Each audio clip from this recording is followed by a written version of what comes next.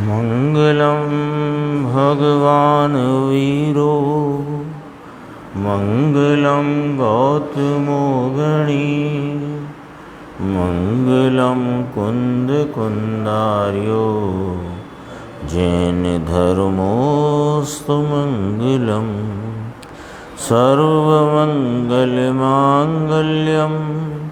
सर्वकल्याणकारकं प्रधानं सर्वधर्माणां जैनं जयतु शासनम्। मैं नमो तीर्थनायक को, नमो ओंकार वाणी को, नमो उन कुंद प्रभु को जिन्होंने ओंकार धारण की। अहो उपकार जिनवर का, कुंद का दिव्य वाणी का, जिन कुंद ध्वनि दाता उन कहान स्वामी का। नमियून जिणम वीरम अनंत वर्णान दंसन सहावम मोक्षामिणियम सारम केवली शुद्ध केवली भणिदम।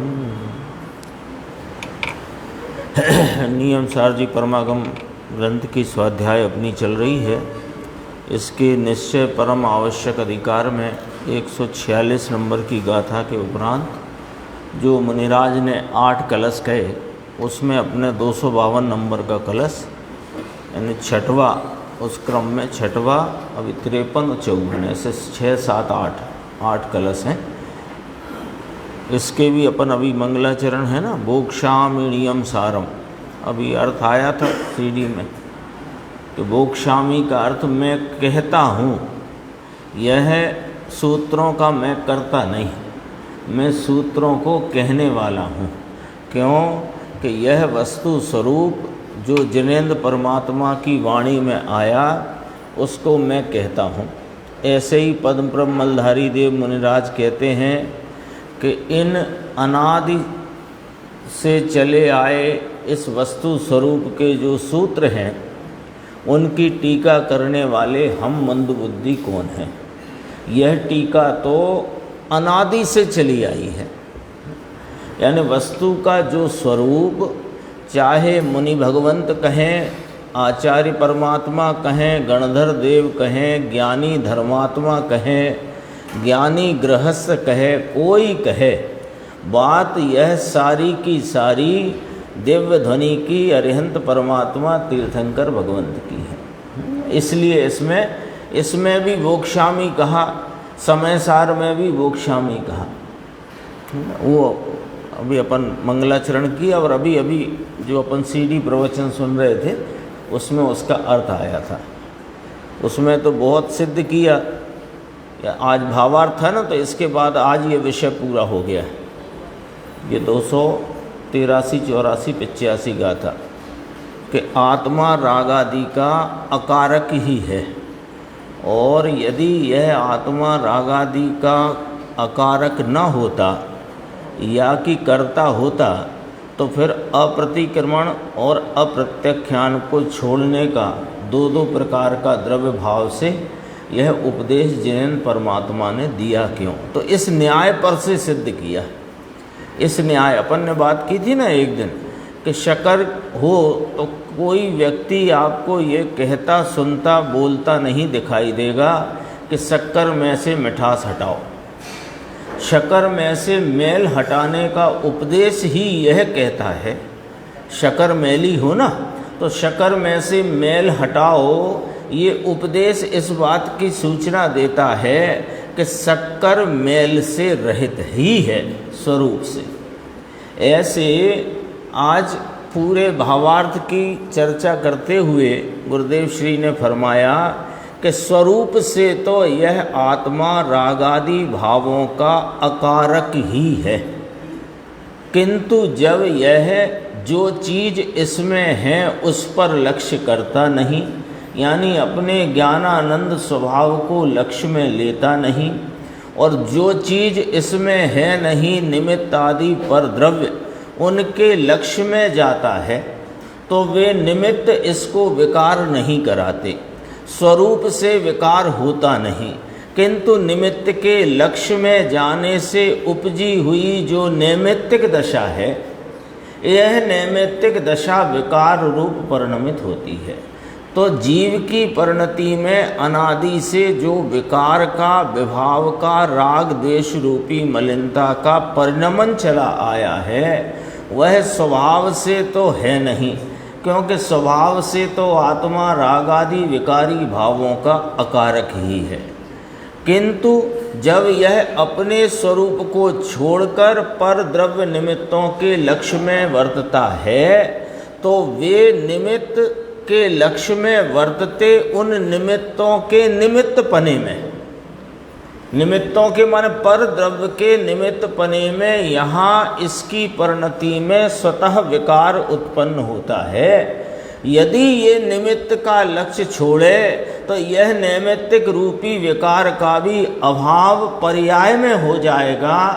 जो पर्याय में नैमित्तिक रूपी विकार का अभाव स्वतः इस बात की सिद्धि है कि स्वरूप से आत्मा रागादि भावों से रहित है और रागादि भावों का अकारक है। ये चर्चा आज चली थी।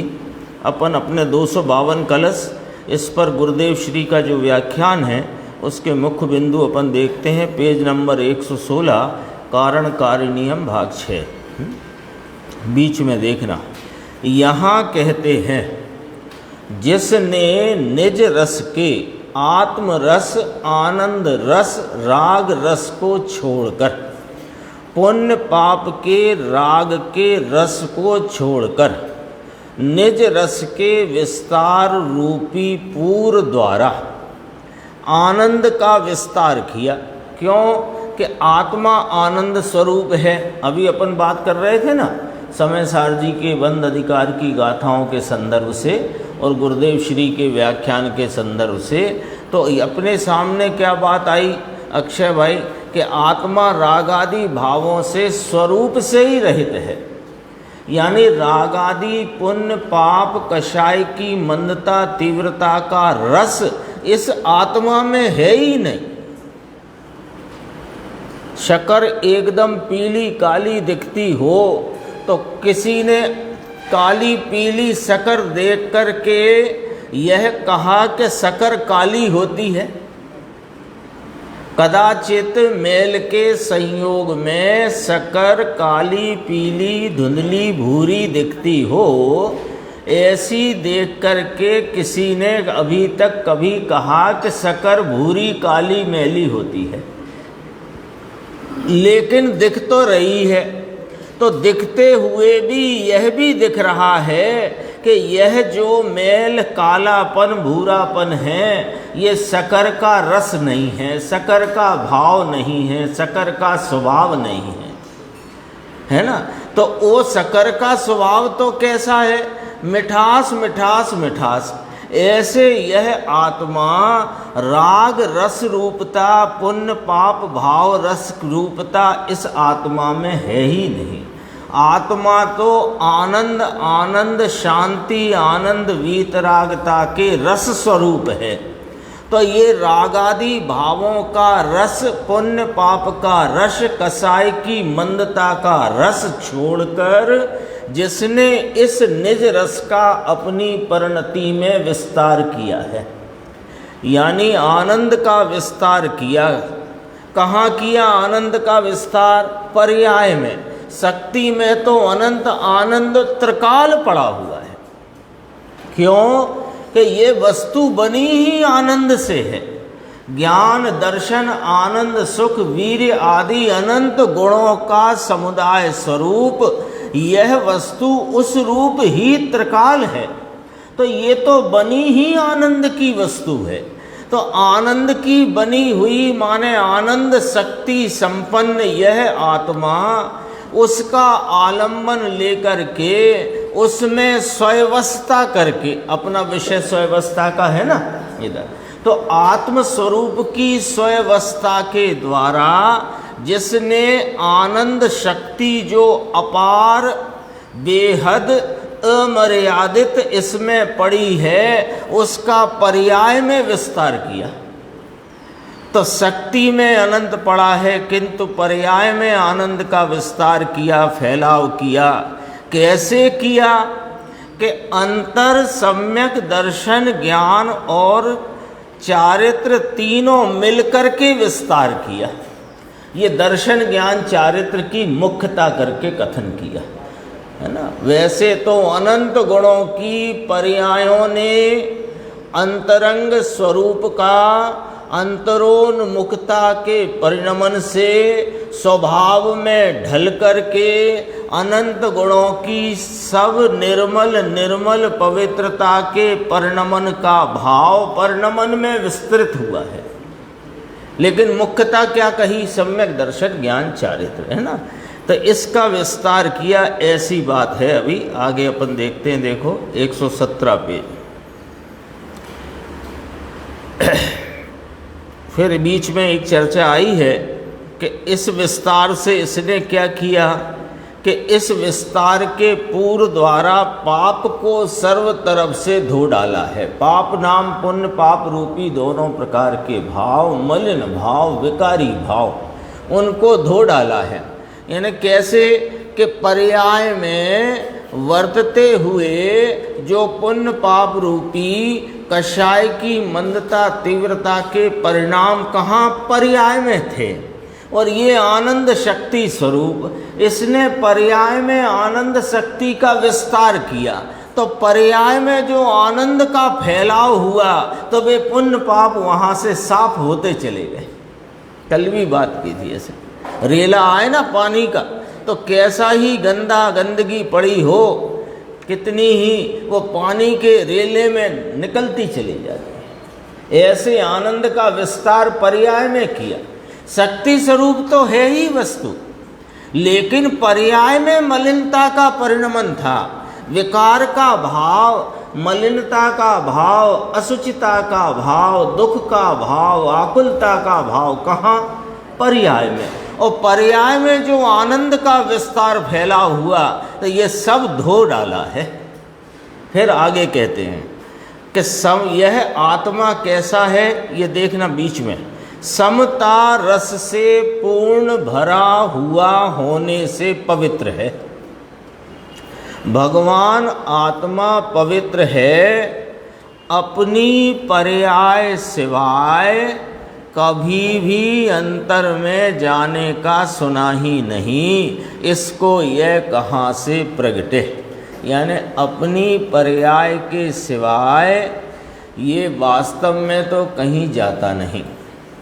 और वह पर्याय जो बाहर का लक्ष्य करके भटकती है, उसको अंतरंग में अंतरोन्मुख करो, उसको अंतर में ढालो, उसका अंतर स्वरूप का पर्याय द्वारा आलम्बन लो। ये बात इसने कभी सुनी ही नहीं। ये बात जो मुख्य बात है, यानी जिनेंद्र परमात्मा की दिव्य ध्वनि अभी भी चालू है। महाविदेह में दिव्य ध्वनि में, भगवान की दिव्य ध्वनि में यही आ रहा है कि हे जीव, हे प्राणी, तुम अनादिकाल से दुखी हो, तुम सुख चाहते हो तो अपने सुख स्वरूप का आलम्बन लो। तो ये बात इसने कभी सुनी नहीं। तो समो शरण में गया तो भी ना सुनी कि ना सुनी। कैसे कि राग का रसिया होने से, राग के रस के कारण इसको ये वाली बात सुन कर के भी अनसुनी हो गई। सुनी तो पर अनसुनी हो गई। होता क्या है कि जब जिस जीव को जैसा रस हो, जिसका रस हो, वही बात उसको सुनाई पड़ती है, वही समझ आती है। बाकी बात कोई बोलता रहे वो समझ में नहीं आती। ऐसी दशा ही है ना। दुकान पे बैठा हो और खटाखट नोट आते हों, ऐसे में कोई अब वो नोटों की रुचि में लगाए ना, कोई के भाई साहब वो उधर से सांप चला जा रहा है तो उसे सुनाई नहीं पड़ता। क्यों सुनाई नहीं पड़ा? क्योंकि रुचि उसमें है। ऐसे इसको अनंत काल से, अनादि से राग की रुचि है। तो राग की रुचि में ये भगवान की दिव्य ध्वनि में स्वरूप की अंतरोन्मुखता का उपदेश तो आया, लेकिन इसने कान ही न धरे। तब गुरुदेव श्री कहते हैं कि अंतर में जाने का इसने सुना ही नहीं। पेज नंबर 117 है, निर्देश भाई निकाल लेना इसको। ये कहाँ से प्रगटे? देखो अब थोड़ी बात कहते हैं। अनंते अनंते भव दुख में निकाले। कितने भव बीत गए अब तक मुकेश भाई, कितने भव बीत गए कि अनंते। अब अनंते का एक छोटा सा उदाहरण ख्याल में लेना, यानी वह तथ्य ख्याल में लेना तो ख्याल आ जाएगा। एक अंतर मुहूर्त माने 48 मिनट से भी कम समय, एक समय कम 48 मिनट, इतने में 66,336 भव किए कि नहीं किए? निगोद की दशा ये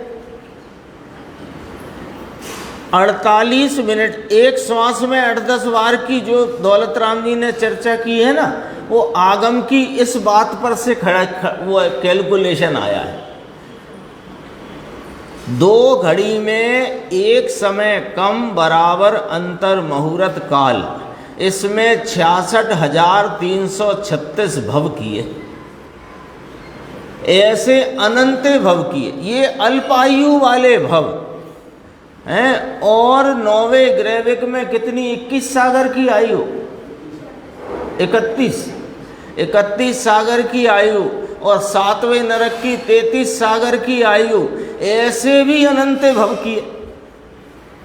ये कोई नया नवेला नहीं है, इसी में आगे शब्द डला है, पुराण है, ये पुराण है। अनंते अनंते भव दुख में निकाले, अनंते भव किए। अब कहते हैं अब भी चेत जाओ, है ना, बहुत नुकसान उठा लिया, अब भी मौका है। तो क्या करो कि एक बार अंदर भगवान के पास जाओ ना, एक बार यह वर्तमान उपयोग को बाहर में से समेटकर, पर्याय ऊपर से हटाकर, अपना जो द्रव्य स्वभाव एक रूप सामान्य त्रिकाली टंकोत्कीर्ण रहा हुआ, उसकी तरफ जाओ ना, उधर जाओ ना। आनंद ज्ञान और शांति का विस्तार करो।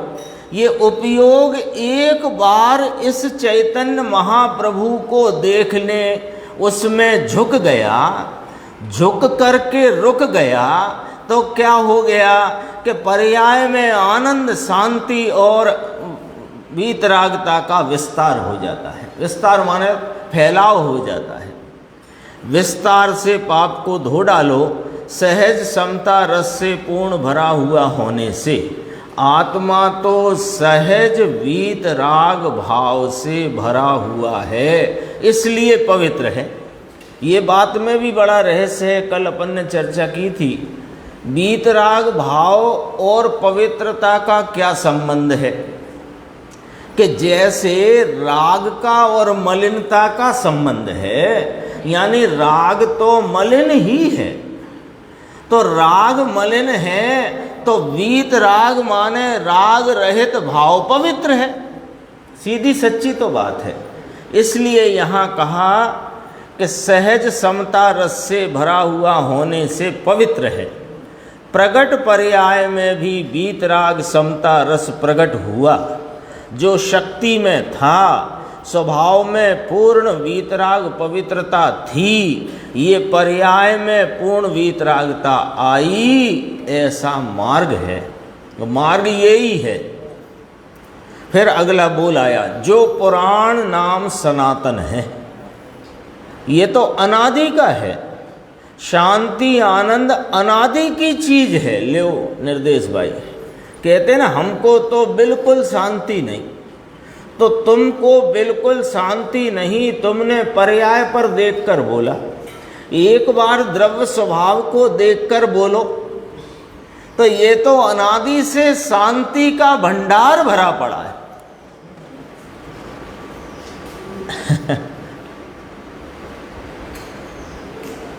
जैसे कोई अरबपति हो और बाहर बाजार में गया हो और खाली जेब हो या एक आध रुपया ही हो जेब में, तो क्या वो गरीब हो गया?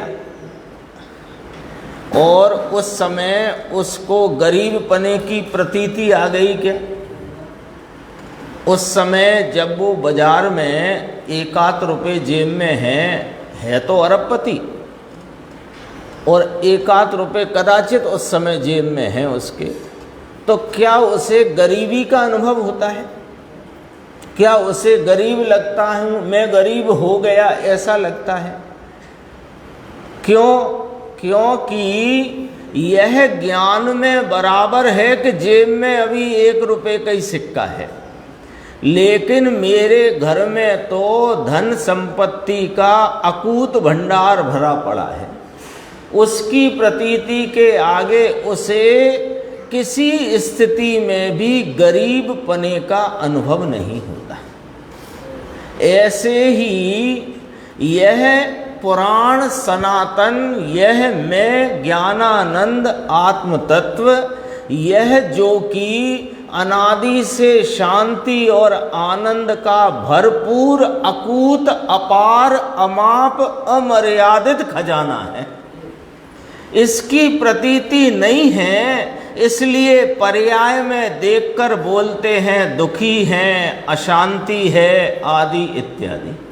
एक बार उस द्रव्य स्वभाव को विश्वास में तो लाओ, और विश्वास में लेकर के एक बार वर्तमान उपयोग से उसको निहार लो, तो उसको निहारते ही ऐसी प्रतीति आएगी कि मानो मैं सिद्ध हूं।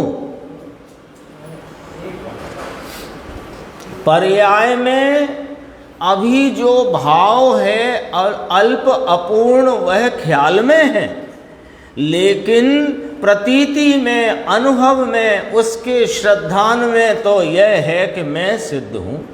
आता नहीं है कि सिद्धों को, अरिहंतों को देखकर पहले कैसा विचार आता है कि मैं भी आपके समान शुद्ध पवित्र परिपूर्ण हूँ।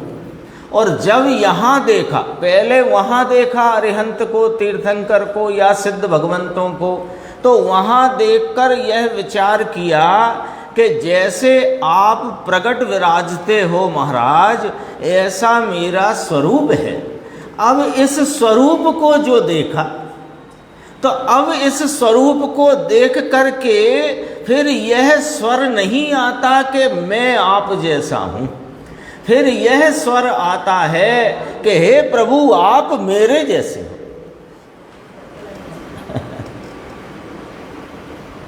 ये किसकी बल पे बोला?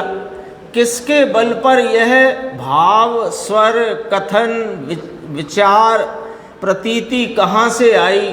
कि यहाँ अपने चैतन्य परमात्मा की परिपूर्णता को देखकर, अरे यह अनादि से शांति स्वरूप है। कहा ना अभी यहाँ पर शांति आनंद अनादि की चीज है, कोई नई चीज नहीं। सो महाराज यह जो अनादि से शांति आनंद ज्ञान दर्शन का भंडार है, यह जो अमाप अपार अमर्यादित यह जो खजाना है, ये महाराज दिखता कहाँ है? कहाँ? हम तो देखते हैं, हमको दिखता नहीं मुकेश भाई। आप कहते हो यह चैतन्य तत्व परिपूर्ण है, ज्ञान आनंद शांति का अकूत यानी अपार अमर्यादित खजाना है, भंडार है, तो हमें तो दिखता नहीं। तो क्या तुम देखते नहीं? तो कैसे दिखे? कि देखो, जो स्वयं मन में सदा सुस्थित है, तुम अपने उपयोग में परवशता और अन्य वशता को छोड़कर इस उपयोग को स्ववश पने में लाओ तो उस उपयोग में स्थित है, दूसरे कहीं जाना नहीं है। ये जो वर्तमान वर्तता हुआ उपयोग है, इस उपयोग में ही वह विद्यमान होने पर भी तुम्हारी नजर से ओझल है। ओझल क्यों है? कि तुम देखते नहीं। तुम कहाँ देखने में लगे हो कि एक एक समय की वर्तमान वर्तती पर्याय में जो अल्पता, अपूर्णता, मलिनता का भाव एक समय वाला जो प्रकट है, तुम उसे देखकर ये ही मैं हूँ ऐसे मानते हो। इसलिए यह जो चैतन्य महाप्रभु प्रत्येक पर्याय में विराजमान है, विद्यमान है, वह तुमको नजर आता नहीं। तो करना क्या? तो यहाँ की भाषा से बोलते हैं, अन्य वशता को छोड़कर स्ववश रूप वर्तते उपयोग में वह सदा सुस्थित है, विद्यमान है, विराजमान है। कहाँ मिलेगा? कहाँ मिलेगा? है ना? बहुत ऐसी चर्चा चलती है, तो ऐसे कहते हैं लोग, बस एक रटन लगा दो, मैं तो एक गायक शुद्ध टंकोत कीर्ण सदैव अनादि अनंत ऐसा ध्रुव रूप रहा हुआ चैतन्य परमात्मा हूँ। भैया ये बात ख्याल में ली, बहुत बड़ी धन्य बात है।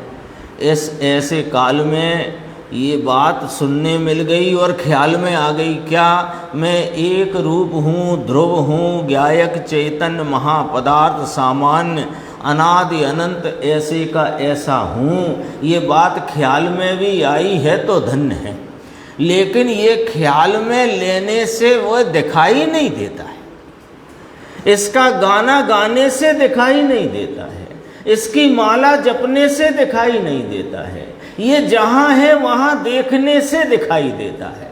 तो कहाँ है? सात ताले के अंदर है कि नाना प्रकट है महाराज। कहाँ प्रकट है? कि उसी पर्याय में प्रकट है जहाँ तुम पर्याय को देख रहे हो।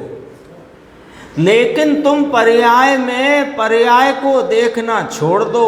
पर्याय अन्यवस्था है और यह स्ववस्था में एक बार स्वरूप को निहारो, वह वहाँ पर सदा सुस्थित है, विद्यमान है, विराजमान है। इससे ज़्यादा सरलता से गुरुदेव श्री के अलावा कोई समझाने वाला इस जगत में वर्तमान में नहीं है।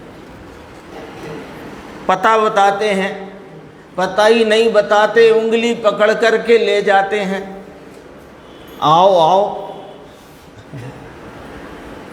जो सदा मन के भाव को स्ववश करके विराजमान है, मन का भाव या मन का भाव माने उपयोग, जो पर तरफ का था इसको छोड़कर निज मन का भाव अपना आत्मा दरिया समुद्र है वहाँ ले गया, उपयोग को वहाँ ले गए। ये बाजू विराजमान हैं, ये बाजू उसी पर्याय में, उसी पर्याय में माने जो पर्याय बाहर देख रही थी वह तो गई, क्योंकि उसकी तो अवधि एक समय की है, पर ऐसी ही उपजी अन्य पर्याय में बाहर न देखा। तो फिर बाहर न देखा तो कहाँ देखा? कि अंदर देखा। अंदर देखा तो वहाँ विराजमान है। और जो शुद्ध सिद्ध है, अर्थात जो शुद्ध सिद्ध भगवान समान है, सिद्ध समान सदा पद मेरो, सिद्ध समान सदा पद मेरो, महात्म आए ना तब ये बात अंदर से निकलती है ना। सिद्ध समान सदा पद मेरो, ये बात भजन में है।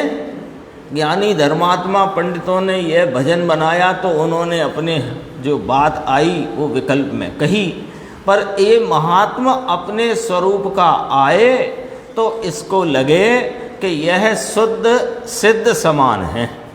फिर कहा 118 पेज देखो,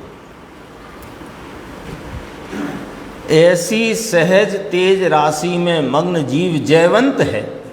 ये जीव जयवंत है, बाकी जीव मरे हुए हैं। लो, ऐसा भी समझ सकते हैं। ये ही जयवंत है जो अपनी चैतन्य शक्ति, जीवत्व शक्ति से विराजमान हूँ, ऐसा जिसने प्रतीति में और विश्वास में लिया है वह जयवंत है। जिसको अपनी जीवत्व शक्ति का विश्वास, भरोसा, प्रतीति नहीं, वह तो मरा हुआ है। क्यों कि एक एक समय के मरते राग में जिसने एकत्व किया है। राग है ना, तो राग का भाव मरेला है कि जिंदा है, एक एक समय में मरने वाला है, और ये अनादि अनंत चैतन्य जीवत्व स्वरूप है। तो देखो, ऐसा भगवान आत्मा स्वाभाविक तेज राशि यानी ज्ञान के प्रकाश की तेज राशि का पुंज प्रभु में जो मग्न जीव जयवंत है, इसमें मग्न रहने वाला जयवंत है। मुनियों की अपेक्षा से बात है ना, मुख्य तो इसमें नीचे लिया, देखो नीचे की 2 पंक्ति, ये कलश के नीचे, ये जीव का जीवन अमृतमय हुआ, इसने अमृतमय बनाया, अज्ञानी ने जहरमय बनाया है। जीवन माने इसके वर्तमान पर्यायों का प्रवाह है। जीवन का अर्थ है यहाँ, जीवन का अर्थ ये वर्तमान मनुष्य पर्याय, फिर अगली पर्याय, फिर देव की, नरक की, त्रियंश की, यों इसे जीवन न कहा। यहाँ जीवन का अर्थ जो विषय है उस हिसाब से जीवन का अर्थ है कि पर्यायों के प्रवाह में जीता हुआ है ना ये। तो जिसने अपने स्वरूप को पहचान कर उसमें मग्नता, लीनता करी, उसने अमृतमय बनाया, और जो राग में लीन पड़ा है उसने जहरमय बनाया। पुण्य पाप में जीव के जीवन को जहरमय बनाया है और इसने अमृतमय बनाया है। अगला कलश है 253, इसी पृष्ठ पे देखो। सर्वज्ञ वीतरागस स्वयवसस्यास योगिनः न कामपि विधाम क्वापिताम विदमोहा जड़ा वयम। देखो, और गजब का श्लोक है कि सर्वज्ञ वीतराग में, सर्वज्ञ डैश वीतराग लिखा है ना, तो वो दोनों एक ही प्रकार की बात कही। सर्वज्ञ वीतराग में और इस स्वयवश योगी में कभी भी कुछ भी भेद नहीं। देखो क्या गजब की बात करी है ना, थोड़ा विचार में लेना। सर्वज्ञ वीतराग किसको कहा अक्षय भाई?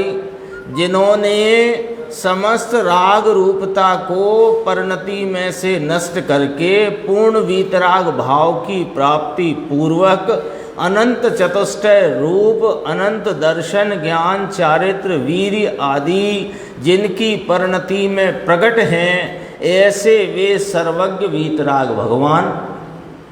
और एक तो ये, और स्वयवश योगी जो अपने आत्म स्वरूप में निरंतर एकाग्रता, लीनता में वर्तन कर रहे हैं, ऐसे वे आत्म आराधक, उत्कृष्ट आत्म आराधक, ऐसे योगीश्वर योगी। इनमें 2 दिखाए, पहले बराबर देखना।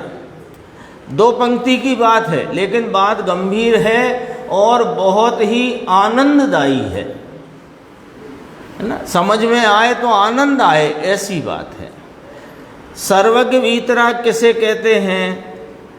जो परिणति में से संपूर्ण मलिनता का अभाव होकर के पूर्ण वीतरागता पूर्वक जिनके अनंत चतुष्टय, अनंत दर्शन, ज्ञान, चारित्र, वीर, सुख आदि प्रगटे हैं, ऐसे वे सर्वज्ञ भगवंत। और जो अपने आत्मा की उत्कृष्ट आराधना में अपने उपयोग को स्वरूप में जोड़ करके जो स्वयवश योगी हैं, 2 कहे। अब आगे इनमें, इन 2 में, 2 कहे ना, इन 2 में कभी भी कुछ भी, इनमें कभी भी भेद नहीं है और कुछ भी भेद नहीं है। ओहो, किंचित भेद, अभी इनको तो थोड़ा राग का भाग है ना, मुनिराज को राग का भाग है ना, तो फिर आप कैसे कहते हो कभी भी और कुछ भी, दो लिखे कि नहीं लिखे? क्या रे काई पण भेद नहीं, ऊपर भी पढ़ लो, काम अपि विदाम क्वापि, न कभी नहीं कुछ नहीं।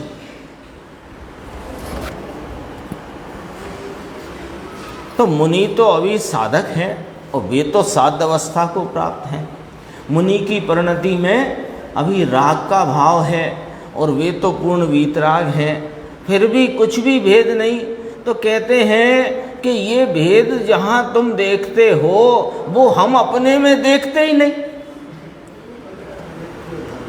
तुम जहाँ से भेद देखते हो वहाँ हम देखते ही नहीं, वहाँ की तरफ तो ये हमारी फूट गई है, वहाँ हम देखते ही नहीं है। फिर आगे क्या कहते हैं मुनिराज पद्म ब्रह्मलधारी देव कि कुछ भी भेद नहीं है, अरिहंत भगवंत सर्वज्ञ वीतराग और स्वयवस योगी परम जिन योगीश्वर आत्मा के महा आराधक, इनमें कभी भी कुछ भी भेद नहीं है। तो भी अरे रे रे, हम जड़ हैं कि जो उनमें भेद गिनते हैं।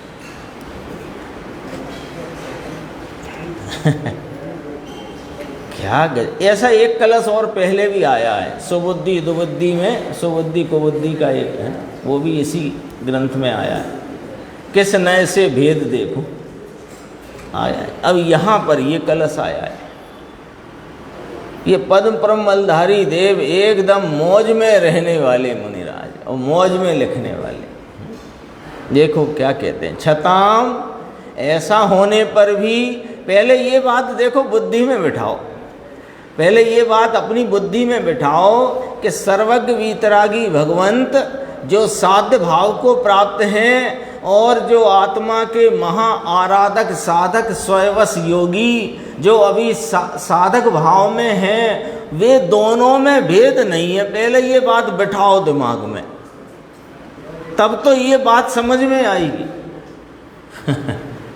हाँ वो ठीक है, निश्चय से भेद नहीं है, व्यवहार से तो है ना। अरे जिस व्यवहार को देखकर तुम भेद देखते हो, हम उस व्यवहार को ही नहीं देखते। फिर देखो क्या भाषा देखो, छता ऐसा होने पर भी अरे रे आपने जड़ छिए, हम तो जड़ हैं कि उनमें भेद गिनते हैं, हम जड़ हैं, ऐसा मुनिराज स्वयं कहते हैं, जो स्वयं स्वयवस योगी हैं, भावी तीर्थादिनाथ हैं, एक दो भव में ही जिनकी मुक्ति होने वाली है, वे कहते हैं कि हम तो कोई भेद देखते नहीं, तो भी यदि भेद दिखे तो हम तो जड़ हैं, भेद गिने तो जड़ हैं। देखो इसका गुरुदेव ने खुलासा किया 119 पेज, ऊपर से 10 पंक्ति छोड़ना। क्यारे माने कभी भी, खूबी तो क्या कही, खूबी तो ये है कभी भी कुछ भी भेद नहीं, तो भी अरे रे रे ये मुनि हैं, भावलिंगी हैं, संत हैं, निर्मानी। कौन? पद्म ब्रह्मलधारी देव। इतना निर्मानी, अरे रे हम तो जड़ हैं, अरे इसमें फर्क माने ये जड़ है, ऐसा ना कहा, यानी ऐसा ना लिखा कि इसमें जो फर्क देखे वो जड़ है। निर्माणता से स्वयं के ऊपर रख कर के बात कहते हैं कि हम यदि भेद देखते हैं, भेद गिनते हैं, तो हम ही जड़ हैं, आपने जड़ छिए। सर्वज्ञ योगी परमात्मा पूर्णानंद का नाथ अनंत गुण के वश पड़ा है। सर्वज्ञ प्रभु तो पूर्ण आत्मा के वश ही हैं और योगी भी स्वयवश ही हैं, दया दान व्रत के वश योगी नहीं हैं। क्यों? कि अभी जो तुम उनके साधक भाव में अपूर्णता देख रहे हो, अब अपूर्णता का काय से देख रहे हो, जरा अब पॉइंट आता है। अपूर्णता कहाँ देख रहे हो? कि राग को ही तो देख रहे हो ना, राग ही तो देख रहे हो, तो राग के वश हम हैं ही नहीं। यदि हम अपने को राग के वश देखें तो हम जड़ हैं, ऐसा कह रहे हैं पद्म प्रभु मलधारी मुनिनाथ। हम अपने को राग के वश देखें तो हम जड़ हैं, हम चेतन हैं क्या, ऐसा कहते हैं। योगी भी स्वयवशी हैं, दयादान व्रत के वश योगी नहीं। ये योगी और मुनि कहलाते ही नहीं जो दयादान के वश हों। जो महाव्रत के वश में पड़े वे मुनि नहीं, योगी नहीं। जाओ, ये तो ठीक, दोनों में कुछ भी कभी कुछ भी भेद नहीं, ये भी ठीक, लेकिन निर्माणता की बात गजब बात है। यानी अपने ऊपर ही कहते हैं हम यदि भेद देखें तो जड़ हैं। अरे रे हम जड़ हैं, मुनि स्वयं भावलिंगी, स्वयवश अतीन्द्रिय आनंद के अनुभव में हैं। एक संजलन का कषाय है, बाकी तो अनुभव में पड़े हैं। तीन कषाय चौकड़ी की अभाव रूप प्रचुर स्वय संवेदन में जो बह रहे हैं।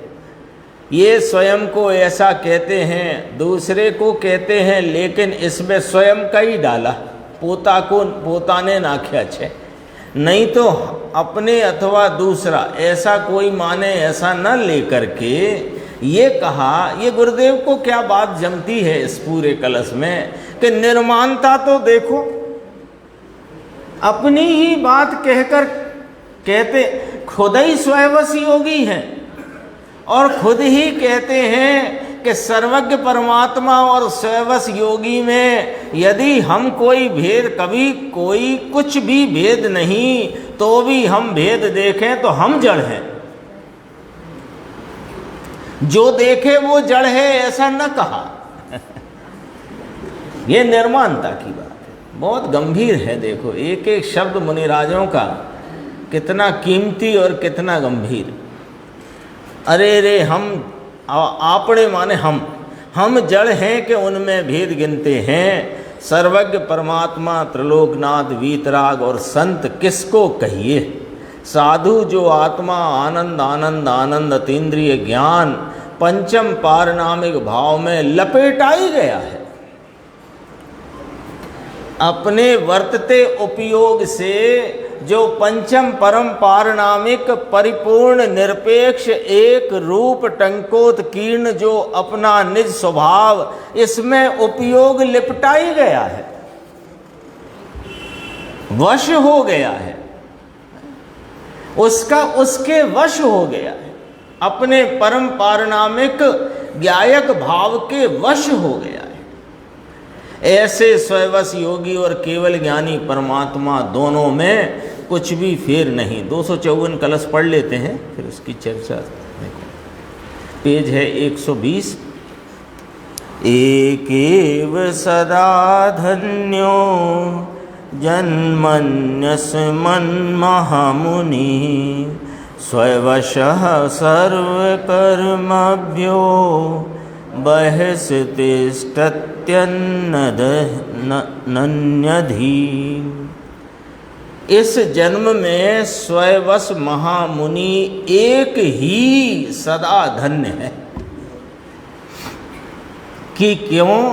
कि जो अनन्य बुद्धि वाले रहते हुए इस जन्म में स्वयवश महामुनि एक ही, जो स्वयवश है बस वही धन्य है। और क्योंकि अनन्य बुद्धि वाले रहते हुए, उसका ब्रैकेट में अर्थ है निज आत्मा के सिवाय अन्य के प्रति लीन नहीं होते हुए। तो आ तो जाता है छठवां गुण स्थान शुद्धोपयोग से च्युत होकर कि तुम्हें ये बात समझना पड़ेगी यहाँ मुनि के संदर्भ में कि वे लीन तो रहते हैं अपने आत्मा में शुद्ध उपयोग के द्वारा, वहाँ से कमजोरी के वश कभी च्युत हो जाते हैं तो यहाँ लीन नहीं होते, यहाँ से छूट कर फिर आत्मा में लीन, सर्व कर्मों से बाहर रहते हैं। थोड़ा सा है इसका, एक ही पैराग्राफ है, पढ़ लेते हैं वंदे को।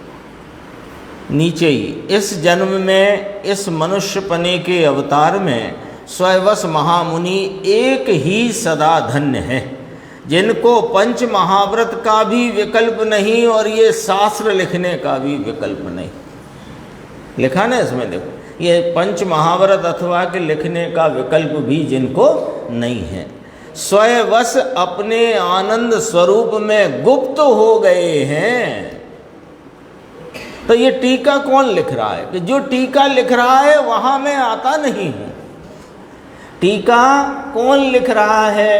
कि ये जो विकल्प आया है टीका लिखने का, ग्रंथ सूत्र को रचने का, वो विकल्प में वह जो भाव आया है उस विकल्प में मैं नहीं आता हूँ। विकल्प आता है, विकल्प आता है। अभी संजलन कषाय का उदय है परिणति के खेले में, उस खेल में विकल्प आता है, मैं विकल्प में नहीं आता। अपने आनंद स्वरूप में गुप्त हो गए हैं। अतीन्द्रिय आनंद पंचम पारणामिक भाव इसमें लीन हुए हैं। इस जन्म में स्वयवश महामुनि, स्वयं के वश हुए ये महामुनि एक ही, देखो पाछा एक ही लिया, सदा धन्य है। एक ही यानी और कोई धन्य नहीं है, यहाँ इस प्रकार कहना है।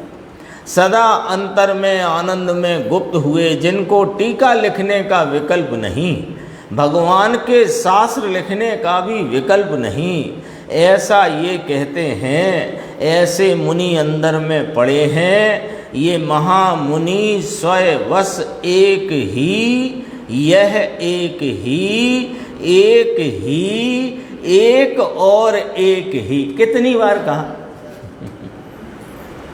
जोर है ना, जहाँ जोर है उस पर देखो। सदा धन्य है। ये अपनी चर्चा यहाँ हो गई। और इसके बाद अपनी 147 गाथा है। इसमें एक प्रश्न आया है, वो दो पढ़ता हूँ। 123 पे 1 मिनट, आधे मिनट लगेगा। मुमुक्षु का प्रश्न है, 123 पेज। सुनने वाले को तो देशना लब्धि का लाभ होता है ना, ये प्रश्न किया मुमुक्षु। चर्चा चलती थी। सांवड़वा वाला ने, यानी सुनने वाले को तो, जिसको जिनेंद्र परमात्मा के मार्ग में, जो जिनेंद्र भगवान की परंपरा में दिया गया उपदेश है, वो उसे यदि सुनने मिला ज्ञानी धर्मात्मा आचार्य भगवंतों का, तो उसे देशना लब्धि का लाभ तो हुआ ना। अपन लब्धियाँ गिनते हैं ना कार्य 5 लब्धि पूर्वक होता तो लब्धियाँ गिनते हैं अपन। 6 उपसम लब्धि हो गई, विशुद्धि लब्धि हो गई, अब देशना लब्धि, फिर उसके बाद प्रायोगिक लब्धि, करण लब्धि, और काम हो गया। ऐसे गिनते हैं ना, ऐसे नहीं होता है। जब यह उपयोग सीधा अपने आत्मा से मिलता है तब सम्यक दर्शन होता है, और उसकी कथा जब कही जाती है तब लब्धियों की बात आती है। अब इसको क्या लगा पूछने वाले को, साहेब देशना, अब देखो हमको 6 उपसम लब्धि तो थी जो संगी पंचेंद्री पना मिला, और विशुद्धि लब्धि भी है जो ये जिनवाणी सुनने बैठे हैं, और उस पर से ये देशना लब्धि भी हो गई, तो हमारा काम तीन मतलब 60% काम हो गया। देखो अब उत्तर, बस इतनी बात करना थी। ये इससे अंतर में नहीं जाता भैया। देशना लब्धि अर्थात उपदेश कौन सा? जिनेंद्र परमात्मा की परंपरा में आया हुआ सच्चे वस्तु स्वरूप का सच्चा उपदेश, उससे अंतर में नहीं जाया जाता। अंतर में देशना लब्धि का ज्ञान काम नहीं करता, समझ लेना जरा। ये देशना लब्धि का ज्ञान यानी जो धारणात्मक विकल्पात्मक ज्ञान है, जो क्षयोपशम ज्ञान रूप की उघाड़ दशा में जो भावेंद्रीय रूप परिणाम है, वो और स्मृति धारणा में रहा हुआ वह धारणात्मक ज्ञान अंतर में काम नहीं करता। ज्ञान सामान्य का लक्ष्य जो सीधा उपयोग करता है, वहाँ जाकर के अंतरंग स्वरूप का दर्शन होता है। शेष चर्चा आगे की। हाँ, अब वो तो कथन करने में कह दिया है, लेकिन वास्तव में तो जब तक स्वरूप की प्राप्ति नहीं हुई है तब तक उसको लब्धियों का क्या गिनती करें। वो एक लब्धियों के प्रकरण में उस प्रकार से कथन किया गया है।